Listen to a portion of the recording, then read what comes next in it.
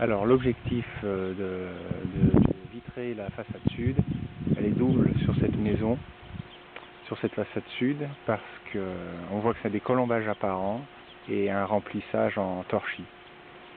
Alors il y a deux défauts à ce type de construction, c'est que les colombages travaillent et il y a des micro-fuites d'air qui, avec de l'air, ça peut faire un débit d'air important, donc il faut faire en sorte de ces fuites. Et le remplissage en chaux-chanvre est un petit peu isolant, il y a une résistance de 1,8, mais elle n'est pas suffisamment isolante si on veut vraiment réduire la consommation de la maison. Donc, la solution qui n'a jamais été mise en œuvre sur ce genre de maison, apparemment, puisque jamais eu d'exemple, c'est de vitrer ce mur, c'est-à-dire d'utiliser l'inertie de ce torchis pour stocker la température, la chaleur du soleil, et de survitrer, c'est-à-dire faire une lame d'air étanche, comme ça on coupe les infiltrations d'air. Donc on fait une paire de coups, on transforme ce mur en mur accumulateur chaleur solaire, et on bloque les infiltrations d'air. Alors il y a deux interrogations. Le torchis il est perméant à la vapeur d'eau, là, donc du coup on bloque la vapeur, donc on verra à l'usage comment ça tourne. Et puis bien évidemment, plus le mur est sombre, meilleur il capte, donc en attendant de voir comment il se comporte, on laisse l'enduit, la couleur telle quelle, on pourra toujours changer la teinte plus tard. Au deuxième niveau, là, j'ai mis les tasseaux déjà. Et on voit là-bas que j'ai commencé à plaquer les vitres. Donc on voit bien une lame d'air de 2 à 3 cm, hein, c'est nickel. Et puis on terminera par des couvre-joints en haut, qui finiront l'étanchéité.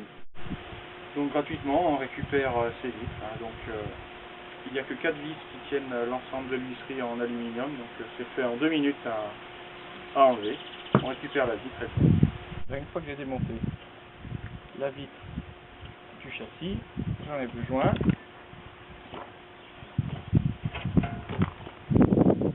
je n'utilise pas parce qu'il est trop épais. Alors je vais découper le verre en dimension de mon colombage.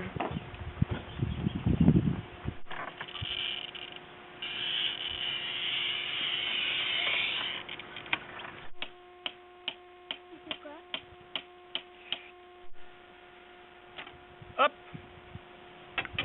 Une fois qu'on a coupé le verre, je passe un coup de papier de verre pour pas se couper. Toujours dans le même sens. Et voilà. Je vais me déplacer avec la vitre pour vérifier que les dimensions sont justes. Après, je reviendrai la laver et mettre le joint.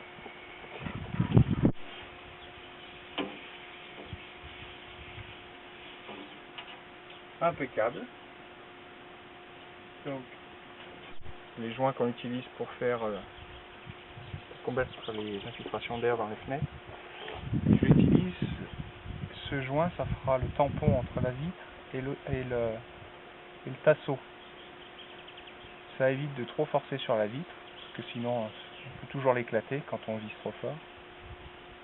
Et puis ça assure l'étanchéité.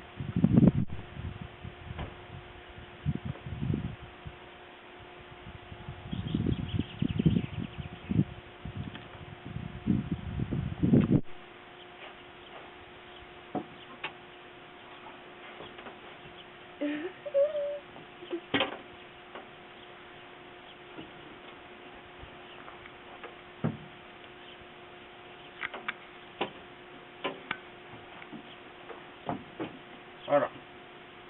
Alors l'avantage c'est que quand on a commencé à en mettre une, on peut déjà la caler contre la vis à tête plate de l'autre. Mais bon, d'un autre côté je préfère pas autant qu'elles soient indépendantes les unes des autres si jamais on doit les démonter. Alors voilà.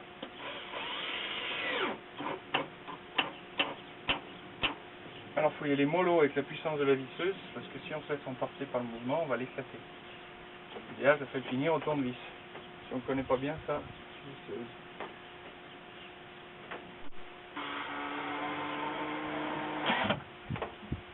Voilà. Alors je vais faire l'ensemble des vitres et après je mettrai les couvre-joints en bois. Alors, quand on a fini de vitrer, il me reste la dernière lame de couvre-joint à mettre. C'est une simple lame de mélèze, c'est le même bois que les toitures de la maison, si on a découpé à la scie circulaire. Bon, bah le rôle c'est justement seulement esthétique, et puis faire un petit peu d'étanchéité. Je la plaque, et la vis va être vissée entre les deux vitres.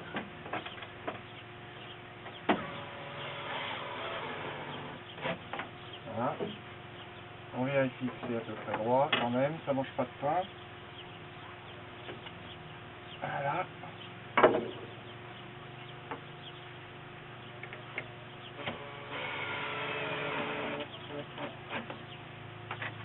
Donc ça fait à peu près 4 mètres carrés de mur capteur. Popo, popo, popo, popo, popo, popo, popo.